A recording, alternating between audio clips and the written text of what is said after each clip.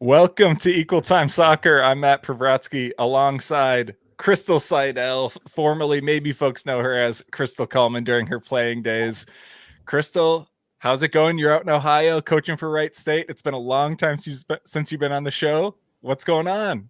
Yeah, it's going great here in Ohio. So a little different than the last couple of times we talked. Different location, a newness going on, but we're in a really good spot.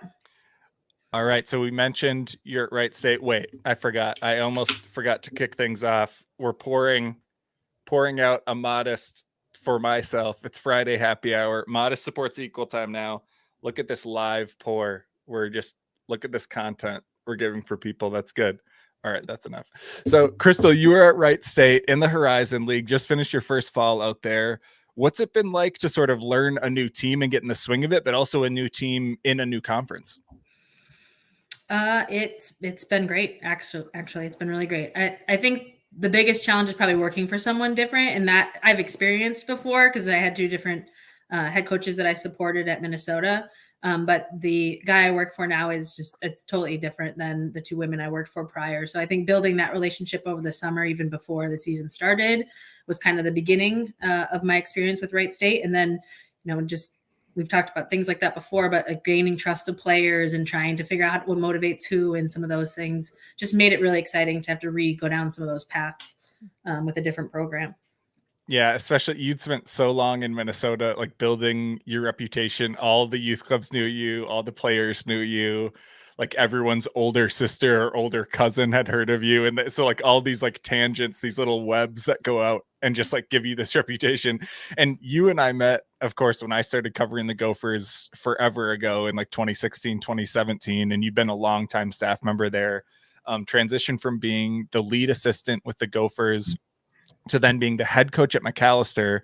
And I remember chatting with you after you'd been the head coach at Macalester for a little bit, and all this new perspective of having to go from an assistant to being a head coach.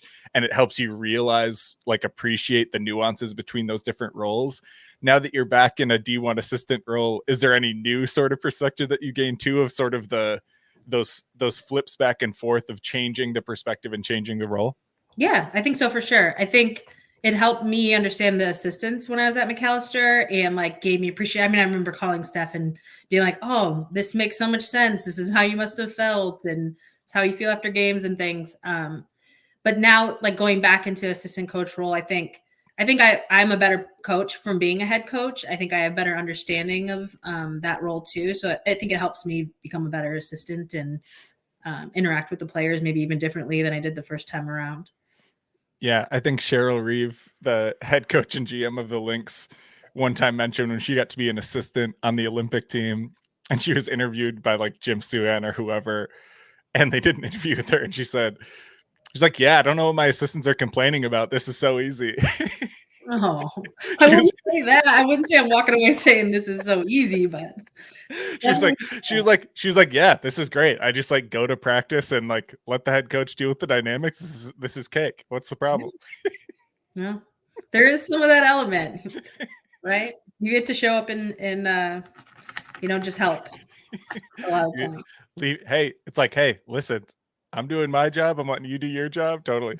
Well, let's go all the way back. I don't know, even when we've had you on shows before, I don't know if I've ever chatted with you in depth at all, or even at all about your sort of college playing decision. So you started your college playing career at West Virginia, which back then was in the Big East, which I loved having that random memory of your in my college years, the previous conference alignment era. And then you transferred to the U to finish out your career, which is, transferring back then was much different than transferring now.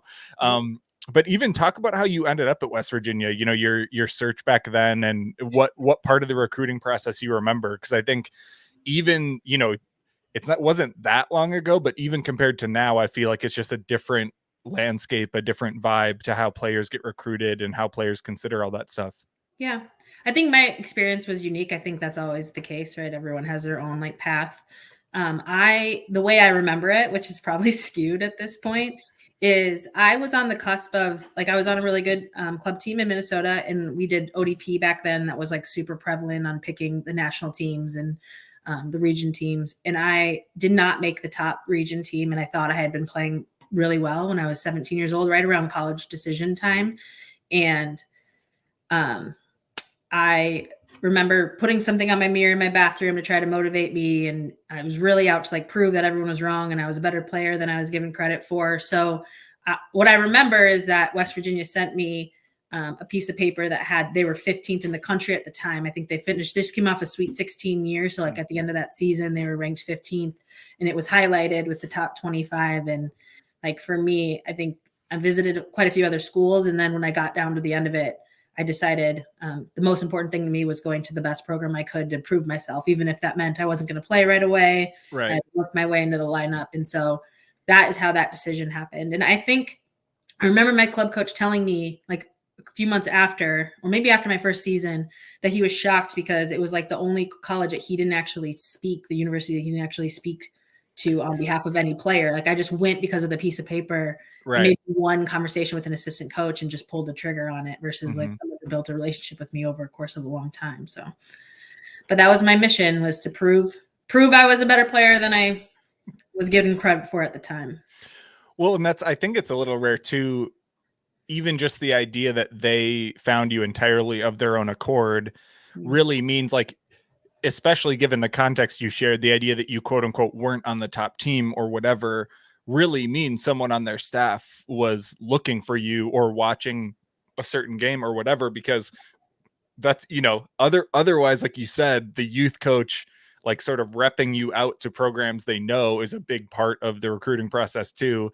So did you ever find out like what made them get you on their radar? Like what random assistant was watching one random game or like the state tournament or something like that? I knew there was a coach there whose last name was Duper, that's the one I talked to. So I think she had potentially identified me. I don't know, how programs work. Like I think I was on a list and she might've been the person to call me. I don't know if she saw me or what. Right.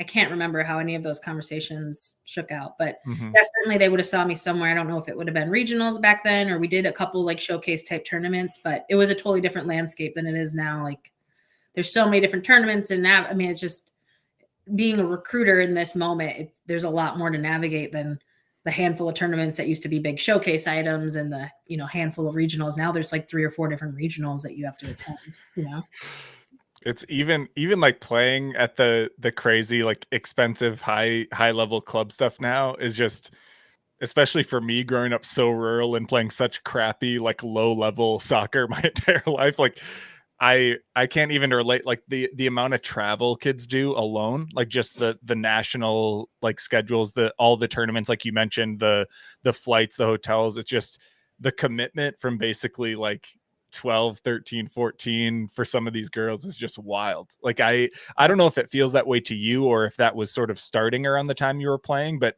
it's like, does it feel that extreme to someone like you too, who you were playing at a high level, but just that progression that's been happening like the last decade or so? Yeah, it's definitely changing for sure. I mean, I played in my local club till I was 15 and then went to this team that was formed out of ODP back then. And now it's like that people jump so much earlier and there is no, like, but I mean, in the community I was in, Woodbury Soccer Club doesn't really exist in the way that it used to. Like it combined with a bunch of other communities. And even like my nephews are traveling sometimes 40 minutes to games when they're 8 years old. Like it's definitely totally different. And I would say here in the Cincinnati area where I live, I feel like they are probably 10 to 15 years earlier than Minnesota was at creating some of those super clubs and super teams. So there's a lot of that happens here too. Yeah. I mean, by the time, you're at, and you go to West Virginia, you succeed, you're playing from day one, you play, I think like every game of those first 3 years or whatever it is, you're just a stalwart right away. And what'd you say? Every minute of every game. Every minute. Well, that's sort of, I feel like that's sort of like a Kallman thing. This is like a legendary, like it's like almost like a Kallman Iron Woman stat is, I think it was like your sister Cassie at one point had the NWSL record for like minutes played or something. You have these, like, playing every minute of your first 3 years at D1 is just like ridiculous. Like this is just it was partially positional. You don't backs very much. Yeah. Still, we'll still give it to you. We'll give it to you. So you end up with the Gophers on what ended up being a pretty legendary 2008 team. Your sister's on the your other sister, Kylie, is on the team. Then you all go to the Sweet 16, part of sort of a 3-year stretch of 2 different deep runs under Mickey Denny Wright. That 08 team is sort of a who's who of some equal time favorites, of some familiar faces. The Kelsey Hood, Jenny Clark, Molly Rouse, Kat Parkhill was on that team. Like I said, your sister Kylie was on that team. Yeah. What do you remember about that year in particular? Because I mentioned 2010 was another deep run, but you in particular in 08 being sort of an incoming transfer as a leader, but also new. But what do you remember from that year where you all went like 22-4, win the Big Ten, just ridiculous? I mean, 22-4 in college soccer is absurd. Like even very, very good teams do not have that kind of win percentage. That doesn't happen. What do you remember from that year? A lot. I remember all 4 losses. We lost to Penn State twice, Michigan State once, and Notre Dame to end the season. No, I remember just being very fortunate because they went through a lot to get to that point as a program. I think you'd have to look back. I can't remember what year that was for Mickey, if it was like 4 or 5, but obviously it's like right around that time where you can see a lot of the players that she came in. Like my class was her first class and they were seniors. I think fully was hers that she brought in. She might have brought in half of the class ahead of them, but it was the time where they were veteran. They've gone through every experience possible in the 3 years prior. So I think I was lucky enough just to be there when they were getting all like the fruit of that labor.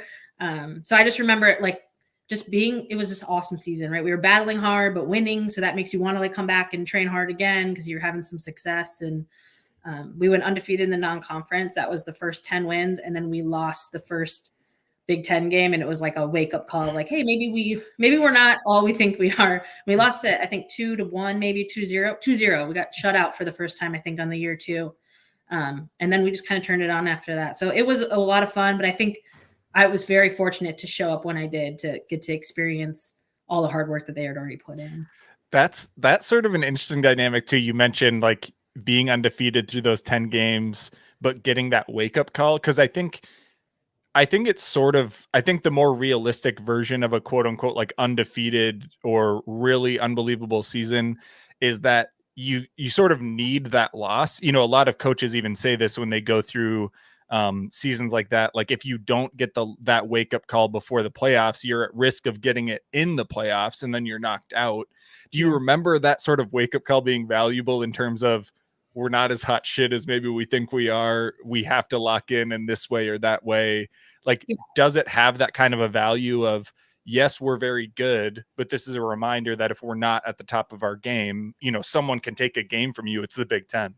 Yeah, I think for sure it established that. I think it also like the recognition that the level of opponents we were playing in our non-conference schedule was not what we were about to face. So I think even just having that in the first game be like that hard of a challenge and then taking the L was like, step it up, right? Step it up because the opponents you're not going to get away with bad habits at this point.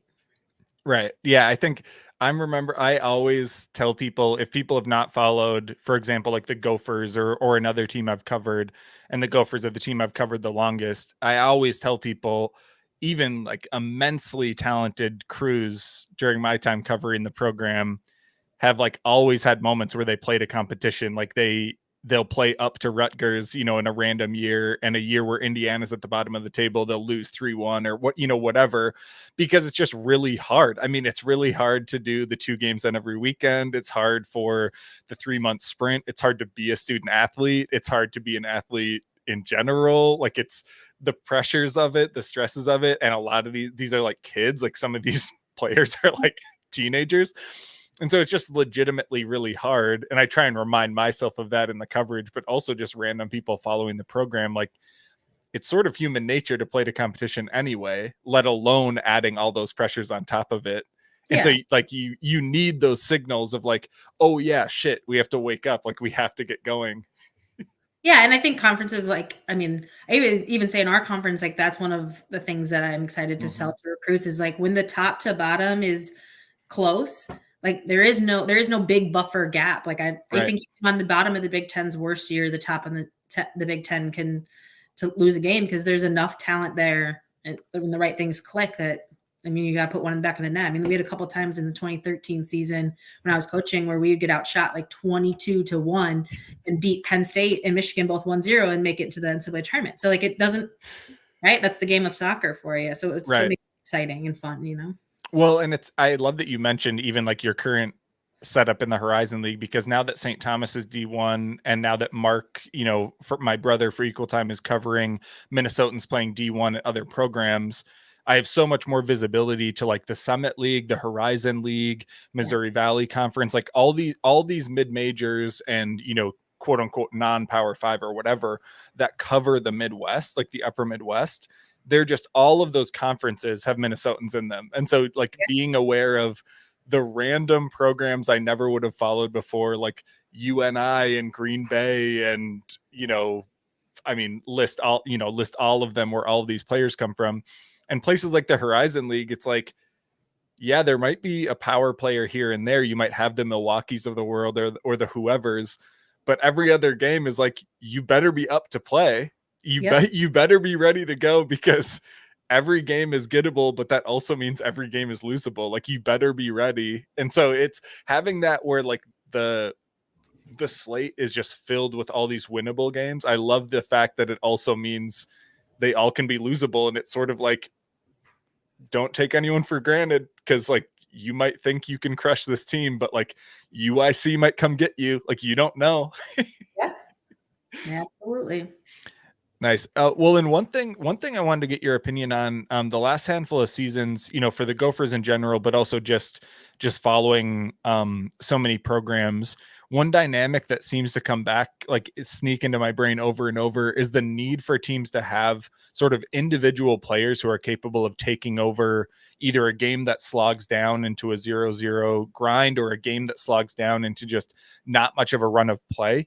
College games get that way. The second game of a weekend, or a field happens to be tiny and a team likes to box you in, or a team likes to park the bus and force you to shoot from distance and just go for a draw. But the need to have an individual player who can be a game breaker, who sort of wants to take it on and just decide, okay, it's not that I'm like arrogant or screw the rest of the team, but at a certain point, it does feel like you notice when teams don't have someone who can break that game. And the example I recently did when I was talking about the Gophers example was like in 2018, the team had a lot of talent, a lot of seniors, the Fiedlers of the world, the Hessens of the world, so many good longtime contributors. But the player who I thought really, flipped a switch and changed the destiny of that year was when April Bakken just started playing out of her mind the second half of that fall. Yeah. And all of a sudden the Gophers go into the Big Ten as a low seed, rip through the entire conference tournament, win the conference tournament, win a game in the NCAAs. And it came right after the year where the Gophers had been burst on the bubble, didn't get into the tournament. I think you and others probably felt like you got screwed a little bit. But 18, like that light switch took away the risk of the bubble. It cemented the path to the NCAAs. And it's not to discredit what everyone else on that team did. There was a great defense, a great unit. Everyone was really good. But I think anyone that followed that team saw what Bakken going to the next level did for that squad. And it's the one example of many that I can think of where having a player who's able to just break the game, just by herself, can rip off a pass, go score, and all of a sudden the game is changed because a goal can change an entire game. But for you as a coach, is that dynamic, has that always been something that's prevalent? Am I sort of overrating that? Or, is that something you track as you sort of try and find a player who might have that potential? Or how do you think about that dynamic? Yeah, I think that's obviously, I think a lot of people look for that because I think that is an answer to a lot of questions, especially when things like from a cumulative standpoint, like how we're going to defend as a unit or how we're going to attack as a unit starts to break down for, like you mentioned, a variety of reasons. So certainly I think that's always the plan, is to try to recruit that or recruit the potential for that. I do think there's the next level would be having multiple of those kids so that it doesn't turn into, okay, April Bakken's on, shut down April Bakken and we'll win this game, right? Then you have someone else kind of appear. So I always think it's good to have a roster where you feel like there's multiple people with that potential, and it's just about trying to get them on when they're needed, right? And that's like, you know, a lot to do with them, but also like that's what coaches are hoping to be able to help kind of let those players rise to those occasions. Well, and in a game itself, to build on that, in the game, like if you're in a game where it's slogging down, you're on the road, it's 0-0 or it's 1-1, you know, the offense just isn't quite clicking or whatever, and it's 60th minute, 70th minute, whatever it is. For you as a coach, how do you try and unlock that from the player? Let's say you do feel like you have one or two or three or whatever, like attacking mids or wingers or forwards or whoever's that you do think has that potential, but it's not happening yet. Yeah. How do you try to, is it literally just you like zoning in with the player and being like, it is time, I need you, go make a play on the ball?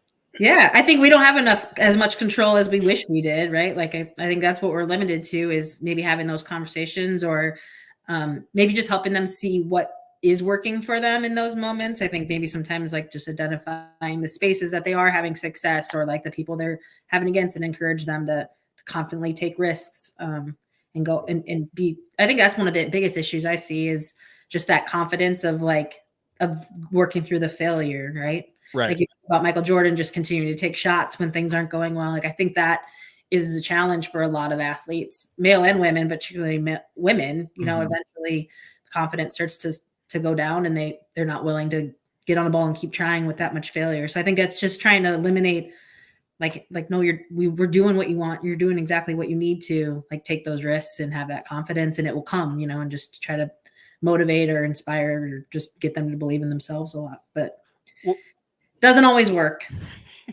Well, and you mentioned the confidence thing of like, you know, like someone as an individual, maybe if the game isn't going super well, they lose that confidence. I'm curious about even the inverse too, of when someone's trying to be a really good teammate. Like I sometimes when I interview players post game, and even not on the record, but I'm chatting with players post game, and they say things like, oh, we have such a good vibe. Like we have such a good, you know, we're so supportive of each other. Like everyone is really rooting for each other. And that's not bad. I'm not saying that's bad, but sometimes that becomes such a prevalent thing that people say, that I wonder if individual players then also worry about, quote unquote, ruining that vibe by trying to be too individual. Like I almost wonder if the sheer amount of positivity and supportive vibe sometimes makes a player think like, well, I don't want to ruin this vibe. Like I don't want to make everyone think I'm Kobe and I'm just going to go and I need to take shots and I'm going to keep it and take on three defenders. So I wonder if like the inverse also happens, where players feel the need to come across as good teammates and be good teammates and support sort of like their best friends and what amounts to be almost like their sisters. Yeah. Like you feel like that's a dynamic too, where you almost feel like if the vibe is good, the pressure to not like, quote unquote, ruin it by being too individual. Like I'm super curious about that too. Yeah. No, I think that happens a lot. We've been talking about that this spring, of like, separate yourself, and then when they'll come, right? Like I think a group will follow and also separate, and then that becomes the new, you know, zone where we all start to feel comfortable together again, and then we need people to separate again, so that it elevates. Otherwise, we're going to stand still. So that's definitely a big thing of like, yeah, lead by the front, but don't just eke through right the front, like blow it away, and then let the expectation rise a little bit.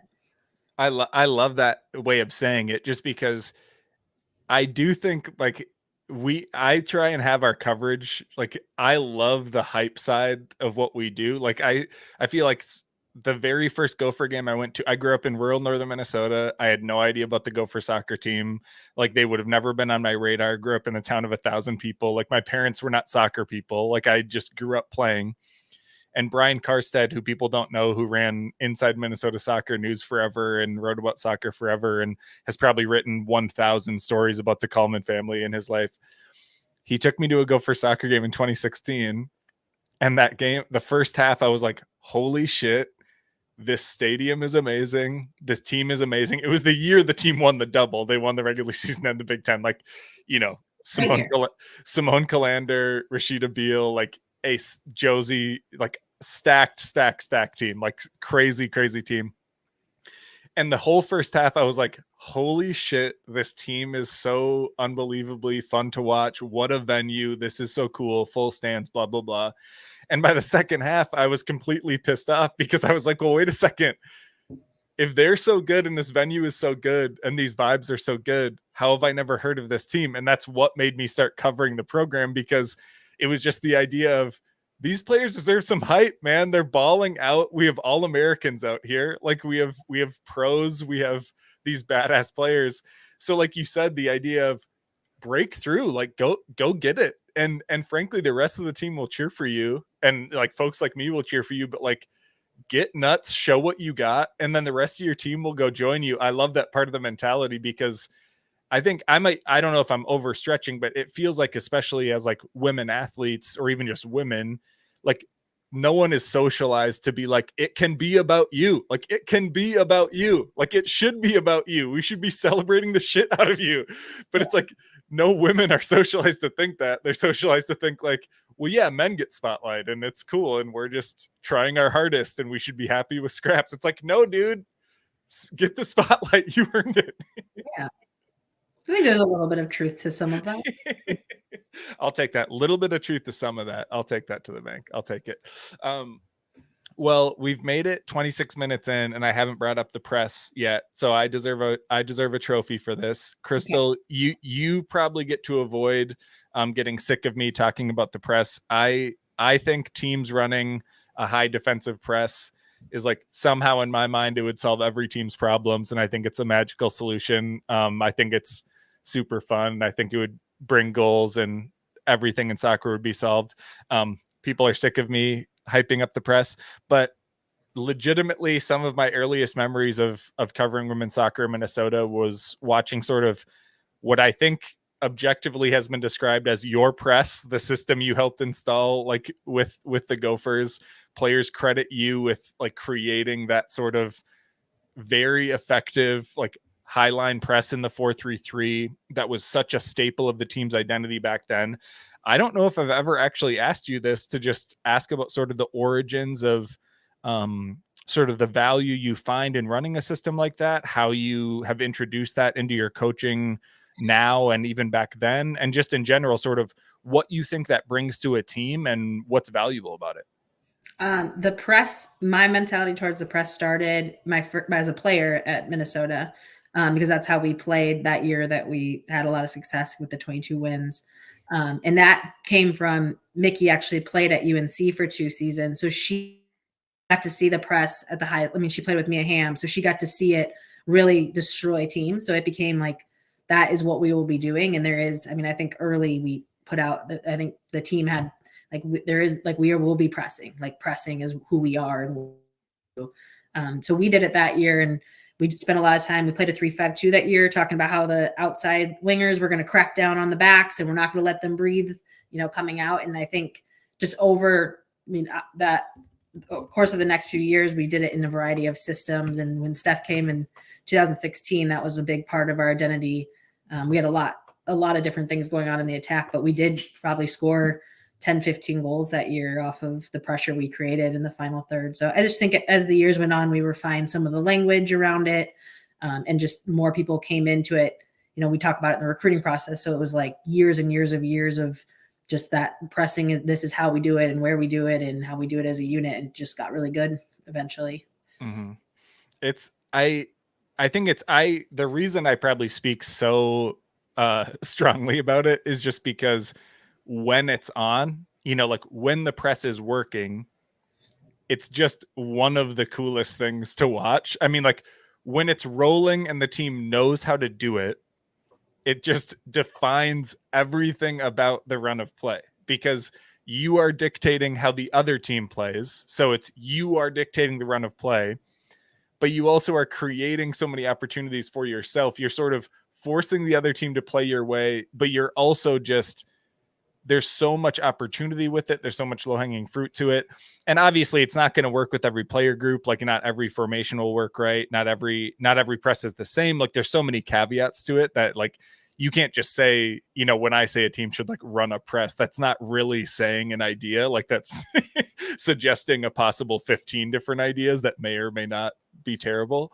Yeah. But it's just, when you see it work for a team, it's so hard to not remember that image, because when it unlocks, the entire game is dictated by that one tactical, like, formational strategy. So I don't, when you've been at other places, like you mentioned, it took years to install and build as that sort of expectation, and then it was such a core piece of what those teams did, because it started with the recruits and they knew, and then they come in learning it from the veteran players, and then it's, once you build the infrastructure, it's sort of self-sustaining in a way, or not self-sustaining, but it's more sustainable. But then when you've been at new places, how has sort of been with new rosters from scratch, or new teams or new coaching staffs, how has that changed the way you view either that or even other tactical things where it's like, well, we're starting from zero, or you're coming into a staff that already has a tactical plan? How has that changed the way you think about sort of those tools? Yeah. I think for me, I'm like you. I love the passion of like putting them under from goalkeeper out, and I want to press everywhere in my ideal world. But in some of the environments I've been in, I think personnel wise, like there hasn't been that capability. Like even my first couple of years at Macalester. So we would try to like, okay, how do we start the path of building this idea of like, once it gets to this certain zone, how do we pressure in that way? Even if we don't have the capability of covering that much ground because of the personnel we had, can we start with the mentality of it in a tighter space? So you drop a line of confrontation and you still like consider it pressing, even though it's not full court press, full field press. So I think that was kind of the biggest thing. But I mean, for me, even on our path to Macalester, I was recruiting players who eventually we were going to be able to press higher and harder. Like that was a part of what we were hoping to recruit when I was there. And I will say that is the path we are on at Wright State as well. I think the team that we will have in fall of 2024, the personnel we have, is built to press significantly higher, harder, and over more distances than the team we had in 2023 even. And I'm sure every year we will feel that way because we're looking for that when we recruit. Like we're looking for players who we think can get pressure on the ball and cover ground in that way. And is it talk about the mix of sort of what, when you describe a certain type of player or the types of players who can fit into that, I'm assuming it's a mixture of just literal fitness and physical tools. Like a certain piece of it is that, like, can you truly close out this gap quicker? Do you have the burst? Do you have the energy to run this for, in D1 college soccer, a minimum of like a 15-minute shift? Can you do a 30-minute shift? Yeah. Are you a Terminator who can, play 70 or 90 minutes in the midfield or attack, to do it too? So it's like a physical tools thing, but then how is that? Because I think that's a little bit more of an eye test that almost anyone could see of like, oh, they're in such good shape. Look at their work rate, blah, blah, blah. But the tactical side, is that part of it too, where like, do they have the ability to pick up the nuances of, okay, I'm supposed to read this zone once the ball gets here versus, when they swing the ball across, that's when you cue off of this versus I cue off of another player, or however you're cueing that system. Yeah. What's the tactical process like of seeing if a player has the ability to pick that stuff up? Like, how do you scout that, or even how do you feel that out of, do they have the ability to learn this new tactic or formation or whatever?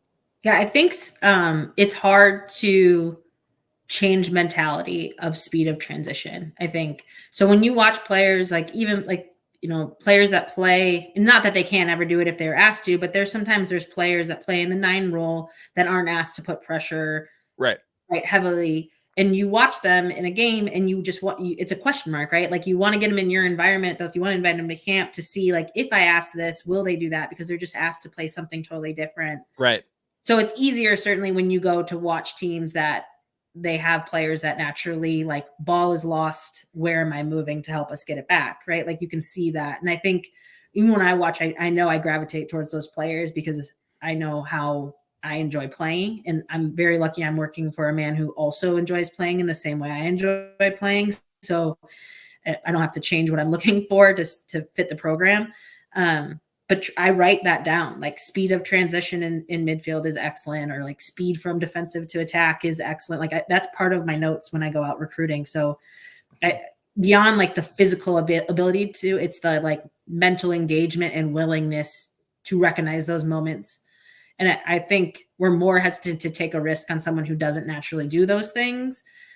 because it is like that mentality is difficult to switch. Well, and you mentioned recruiting, even outside of like the press or the, which is where we started this, but even just in general in recruiting, do you find it then easier to recruit players who play in a system that seems vaguely similar to what you want to do? Like, is it then that much easier to be like, well, they want their nines to do exactly what I want our nines to do, or they're asking their sixes to do, pretty much what we want. And so I can sort of, does it make it a little bit simpler of like, well, it's a pass fail now because I know what this coach asked for and they're Yeah. asking at least vaguely similar to what I would ask, and I'm not seeing it. Is it sort of, how is that difference between when you're watching those clubs that maybe are playing similar to what you want versus when you have to maybe parse those clues a little bit more sort of in your own brain of like, well, but they're not really asking their wingers to pinch, and I kind of want our wingers to invert and cut in, whatever.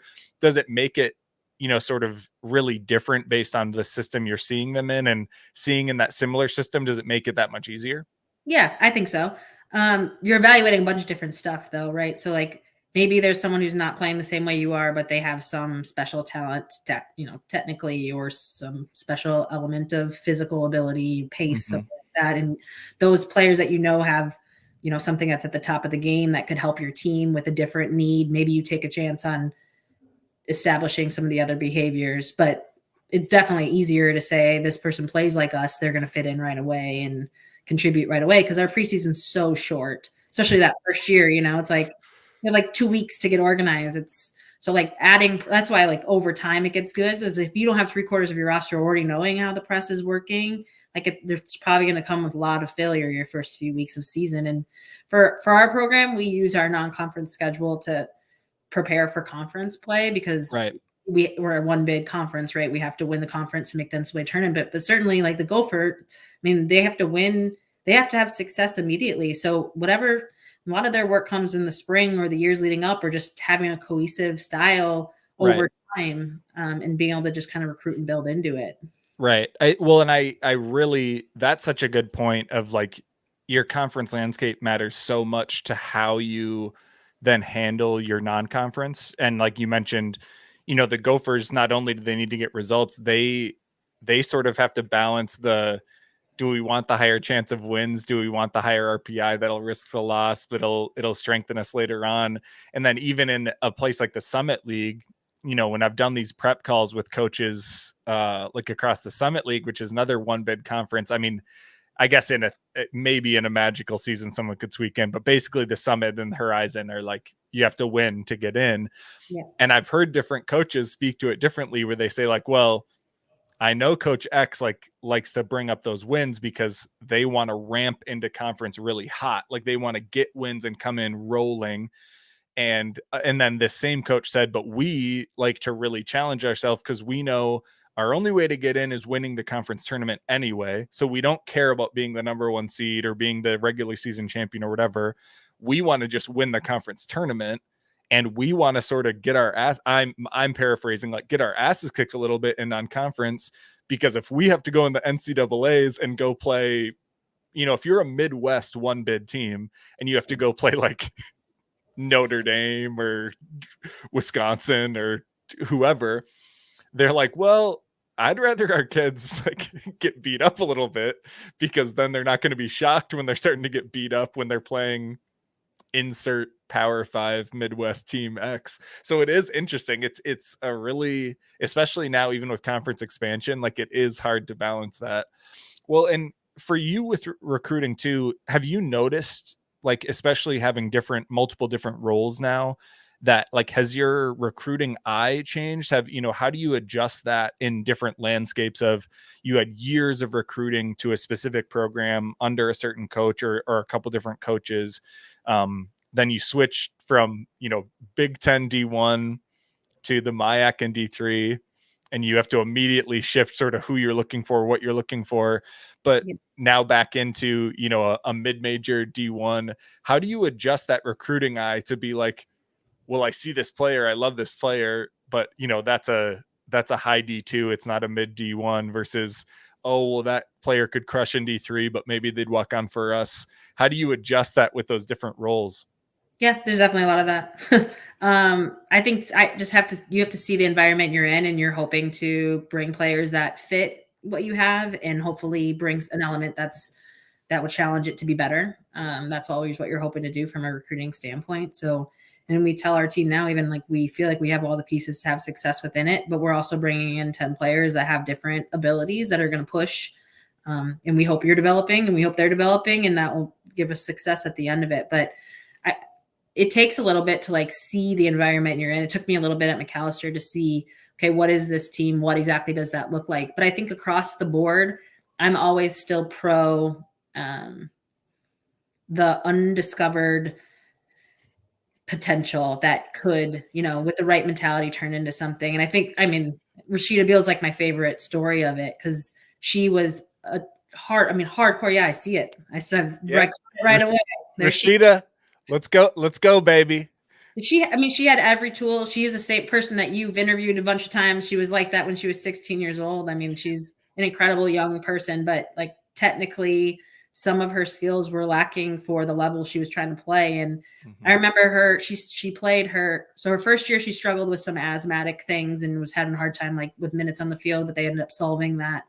And then her sophomore year, she played a good significant amount of time. And I remember she made some big mistake in a game, and she was like, just so you know about me, like I never make the same mistake twice. And she didn't. Like she had some learning curves, but a player like that with that mentality put into an environment where she's training with other great players around her and getting opportunities, she did it herself, but she just was able to explode. So, I still think at every program I've been at, we found those kids that maybe someone who had more success than us overlooked. I think we do that at Wright State. Like there's players on our roster that our head coach jokes about, like wouldn't be on a Division I roster, but they're just here. And then these are players that are excelling here. So I think it's just knowing like what that potential mentality looks like, and then giving them the avenue to do it themselves, the resources to kind of do it at our environment. I love that. And I think it's like you said, you can do it at a Power 5 too. Like you can find someone who's not rated, all the kids from like North Shore United from Wisconsin who have come to the Gophers over the years. I tell people all the time, every time like these big time clubs get referenced, and like these really well-known like high brand clubs. And I tell people all the time, I'm like, listen, I'm not like an expert on the club landscape, but I just always give the example of like somehow like Ankeny is a pipeline for the Gophers. North Shore United is a pipeline for the Gophers. I'm like, listen, we have a viewer who literally asked the question, like, what's your advice to a player who doesn't have either the access to, or maybe they can't afford, or they just can't get onto like an ECNL team, because I think right now, just to put it bluntly, I think any random quote unquote expert on the street, if a player asks them like, what should I do if I want to go D1?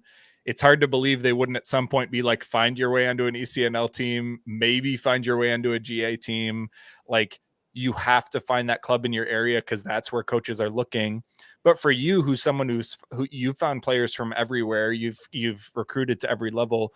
If someone, either can't afford that or can't make their way onto it, or it's too far away or whatever, what's your advice for a player like that who wants to sort of reach their most potential, even if it's not D1? I'm someone that hates the mentality of like, players have to go D1 or else it's a failure or whatever. Like we cover really good D2 in Minnesota in the Midwest. You coached, at a great D3 institution. Like players should go where they want, but let's say a player just wants to meet their potential and thinks they need to go ECNL, but they can't. What's your advice for a player like that? I think just love the ball and love the game and find ways to play it in any avenue. I think somebody on Houston, they were talking about, and I'm going to draw a blank on the name when I need it, right? But she grew up playing with boys in her neighborhood because she couldn't play on the top team. And now she's a pro in the highest level in her country, Mm-hmm. I think Molly Rouse is a good example, and she got to play high level club. It wasn't like she didn't play some of that, but what made Molly Rouse great, and Mickey will tell you, is she would take a ball out in some cones in her backyard and she just trained because she loved it so much. So if you love the game and love the ball and you put yourself on it and find just any environment that will take you and just try to get better while you're in that environment, you have a chance at succeeding higher than you would have, with being in a top team, right? As long as you're playing. Well, and all of that work, all that individual work, that always jumps out to me so much because I grew up playing since I was 5 years old. And just, I ran a lot, like by the time I was high school age and even going into low D3 college where I was, the 28th player at the University of Minnesota Morris. I ran a lot. I was always in the best shape of anybody. But I truly just never did any individual work ever. Like I wouldn't have even known I should have. Like I basically never had a coach who'd ever played soccer. I mean, like this is some rural scrappy soccer we're talking about. But that always jumps out at me of just that individual work where that's such good advice just because my touch was always, I'm going to blow your mind, trash because I never did that individual work. And but even, and let's say someone does that, you as someone who's had to recruit at these different events, or you've had to recruit based on film, or you've had to watch games, if a player feels like they have done that work, or they do have decent tape, or they do have skill, um do they need to try and go to some ID stuff just to get in front of people? Do they need to like send tape to 100 schools? Like what kind of methods do you think actually work versus the stuff that maybe people tell you to do, but is a lot of work that doesn't necessarily land yourself on a coach's radar? Yeah, I think you got to write people. It is a lot of work and sometimes very little response. Right. But I think you got to put your name out there and you got to do it repetitively. So the name becomes familiar and someone who sees it, in their inbox with another 40 names right. Over and over always helps, like before, and, events or hey, I added a couple new highlights, or I trained in my backyard and look at this great finish I had, like whatever it is, to just keep putting your name in front of people. I think that's big. I do think there's value in like seeing somebody play at a particular level. So even if you're in like a lower level environment, it's just similar to like the question mark of like, would they play our style? Like, I think, would they rise to this level? I think it helps if you're taking a chance, especially right now with COVID rosters being so big. If you're going to take a chance on somebody, it helps to have them come to camp or experience, even just seeing them maybe in whatever environment. Like we're recruiting someone right now. It's like, well, is there anyone that you can just like guest play with, that we could just see you in an environment and right. and do whatever evaluation we can and get closer to what we think it will take to be in our environment. Right. There's someone who is coaching a summer league team, all the different leagues that play over the summers, which are filled with a lot of like college age players. And I remember she had a player who was like reaching out to her, and the coach was like fairly high on this player, like sort of knew the pedigree, sort of knew whatever, but had never seen them play in person, and just sort of asked like, if I find like a random U17 boys team that will let you come practice, like, will you just come for 90 minutes just so I can literally see you touch a soccer ball? And just the type of thing where I'm pretty sure, but also if you're around, would you maybe just let me watch you touch a ball? Like the idea of just seeing it in person. Division II being able to bring in players and let them train with their team is like it's such a great tool. Like, I didn't know about that. Yeah, I'm pretty sure that's still a rule that who's allowed to do that. That'd be great. Well, especially like during the spring, man, during the spring, you could just like cycle through, bring in some high school juniors, get nuts. Especially with people's depleted rosters in the spring after graduation. And it would be nice. Well, that's not an option for us, obviously. Since we're talking about recruiting, I do have to give a gigantic shout out to Krystle for a very long ago recruiting victory that I don't think ever got publicized much or never really got referenced. So Katie Duong, who just got drafted by her hometown Portland Thorns. I am probably one of the biggest Katie Duong nerds in the world now. She played a couple seasons at the U, was recruited by, Stanford, whoever else, everyone else. And while she was at the U, I basically finished a gigantic oral history feature on her, but she was actually in the portal while it got put together. So that piece never posted. And a huge part of that piece was referencing where she, I think just verbatim, or her dad, if folks who know Hugh will appreciate this, essentially just said like, one of the reasons, or the reason Katie ended up at the U, was that you were recruiting her and like you were able to land her. And Katie was, a bench player for Stanford and didn't see a ton of minutes, and they're such a star-studded team. I will tell people if you have not followed Katie Duong yet, you better jump on that bandwagon now because it is going to fill up. She is unbelievable. She is going to be a successful pro. She is going to succeed. She is like 5'3", like 115 pounds soaking wet, and she can straight up ball. And you better be ready to watch her in the pros. But I just have to give a shout out because Krystle was named very heavily in that oral history feature that never posted anywhere but exists in my Google Drive. So shouts out to you, Krystle, for that big recruiting win. She ended up transferring to Stanford, but even her landing in Minnesota was like nutso. I bet on her 10 out of 10 times for sure. She, for those who don't know, and I tweeted about this, she was the star starting attacking. She was the 10 on a U20 U.S. national team that had me official, Germa, like Trinity Rodman. I mean, just like this roster was ridiculous, and they carved up the CONCACAF championship right before COVID shut stuff down, and so they never got to play in a World Cup. They would have just been the most fun team ever to watch in a World Cup, and you can literally, I think, go watch some of these games on YouTube. Duong was the star attacking midfielder on that team, and I will just tell you, if I'm buying every single Katie Duong stock there is, but had to shout out Katie Duong while we were there. So Krystle, you are one of a few Minnesotans coaching D1 across the country where we're having you on. We got, Jenny Clark at Northwestern now, Molly Rouse, head coach down at Ole Miss, which is great. We got Molly down the SEC, baby. Campy down at Florida Gulf Coast now, was at St. Thomas for that first year. Obviously, Aaron was at DePaul, now back. Aaron Chastain now leading the Gophers. Is sort of Minnesotans and Gophers still in the coaching game? Is that something you all track or have random group texts about, or is it something you value? Because I always love seeing these random announcements when someone gets a new job, but what do you think that means to have, folks associated either with the Gopher program or Minnesota sort of coaching at these high levels and climbing that tree? I think it's everything. I think, we talk about like, if you see her, you can be her. I think that's a big thing. We all had Mickey, who was an alum who coached us. I think we had that opportunity to see her and be her a little bit. And I think that probably put it in the back of our minds, and we're all going into programs, and hopefully our student athletes are seeing us and thinking like, maybe that's an avenue, a path I want to take, or I want to be involved in coaching, because we need more quality women, high level women soccer players in the coaching game too, passing that on. So to even be listed with those women in a conversation like this is just special.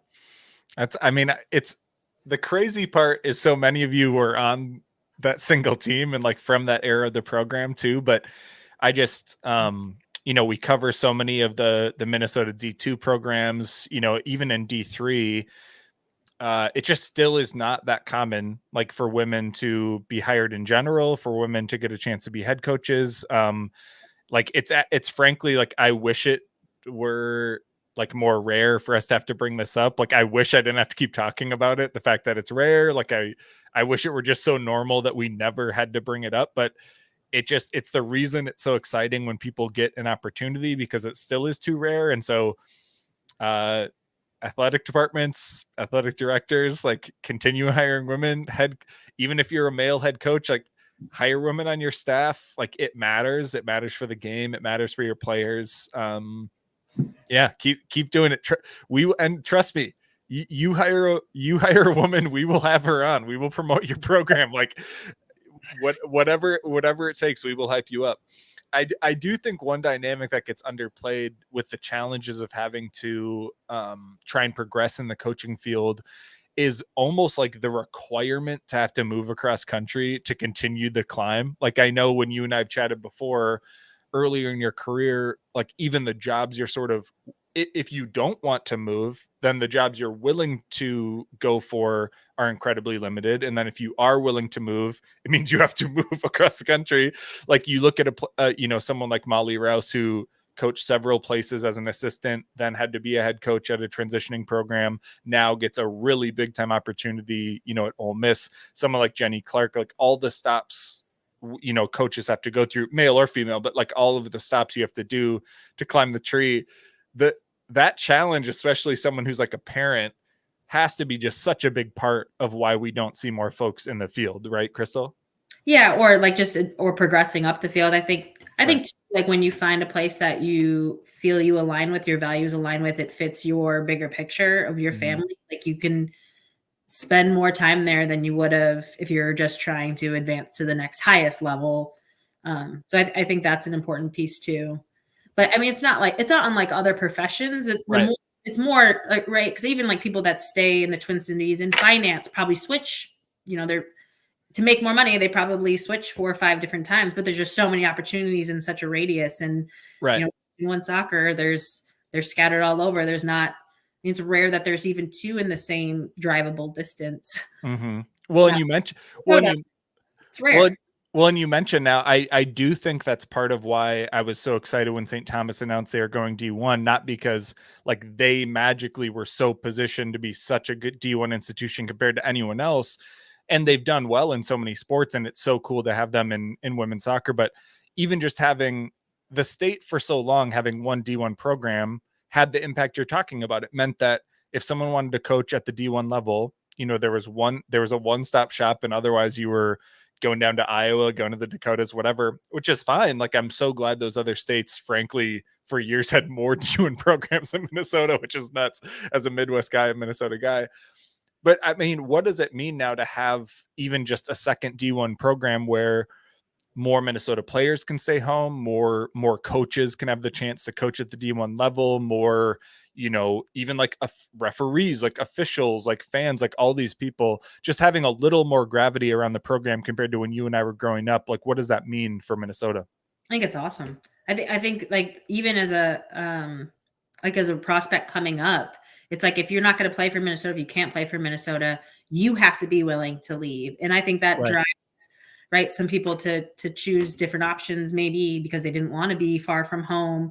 I think that was kind of the beginning of some of those things. So to have more options, I think, is awesome. I mean, you look at the state of Ohio, it's insane how many Division I schools we have in this state. Like even in the what I can drive within an hour. I mean, we have 5 from where I live within an hour, Division I. And I lived in a place where there was one, the next closest one was 3.5 hours away for forever. So I think it changes even how like the youth soccer level and what people are thinking about for opportunities close to home. Right. Well, and we have a couple of, I've kept you way too long. We have a couple listener questions. One of them, could have been from anyone in the entire world. Certainly you won't be able to guess who it's from or what type of person it's from. Which Kallman sister would win in a fight? Krystle. Oh gosh. And you can decide what rules you're making this answer based on. And this certainly isn't from one of your sisters. I would say me or Kylie. Just for the grit.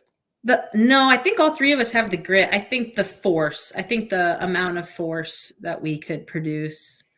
I think and I think our level of anger is slightly higher. I think our youngest sister Cassie has a little more, I don't know, a little less anger, a little more emotional control than the 2 of us do. Well, let's say it came down to you and Kylie. What do you think in that matchup between you and her? Let's pretend you're right, and then it's down to you and Kylie. What does that look like? I think it depends on how you would declare a winner. I think we're both walking out of there, or maybe not walking out of there at all. We're both giving it everything we have, dying on the sword a little bit. You both walk away with like broken rib, dislocated whatever, bruised whatever. If it had to be a fight to the death, I think we would both be right on the edge of that.